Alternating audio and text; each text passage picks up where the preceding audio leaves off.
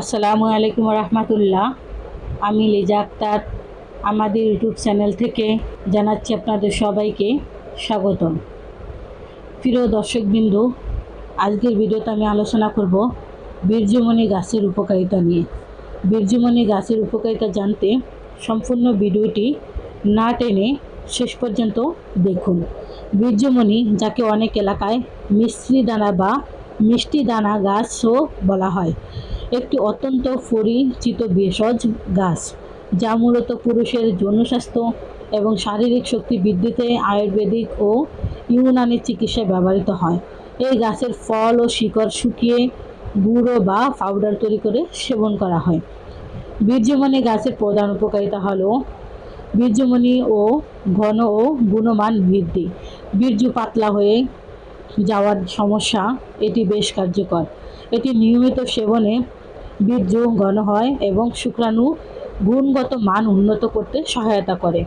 যৌন দুর্বলতা দূরীকরণ, এটি পুরুষের শারীরিক ও মানসিক যৌন দুর্বলতা কাটাতে সাহায্য করে। দীর্ঘস্থায়ী শারীরিক সক্ষমতা বা স্ট্যামিনা বাড়াতে এটি ব্যবহৃত হয়। দ্রুত বীর্যপাত রোধ, যৌন মিলনের সময় যারা দ্রুত বীর্যপাতের সমস্যায় ভোগেন তাদের জন্য এটি প্রাকৃতিক সমাধান হিসেবে কাজ করে। শারীরিক শক্তি ও ক্লান্তি দূর করা, সাধারণ শারীরিক দুর্বলতা কাটাতে এবং শরীরের শক্তি পুনরুদ্ধারে বীর্যমণি পাউডার অত্যন্ত উপকারী। হজমে গ্যাস্ট্রিকের সমস্যায় অনেক ক্ষেত্রে এটি গ্যাস্ট্রিক বা পেটের সমস্যা নিরাময় ও সহায়তা করে বলে জানা যায়। সেবন পদ্ধতি, সাধারণত রাতে ঘুমানোর আগে 1 গ্লাস হালকা গরম দুধ বা পানির সাথে 1 চা চামচ বীর্যমণি পাউডার মিশিয়ে খাওয়া যায়।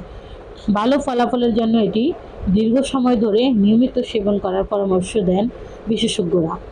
আপনি কি এটি কোনো নির্দিষ্ট শারীরিক সমস্যার জন্য ব্যবহার করতে চাচ্ছেন, নাকি শুধু সাধারণ স্বাস্থ্যের তথ্য জানতে চাচ্ছেন, তা কমেন্ট বক্সে জানান।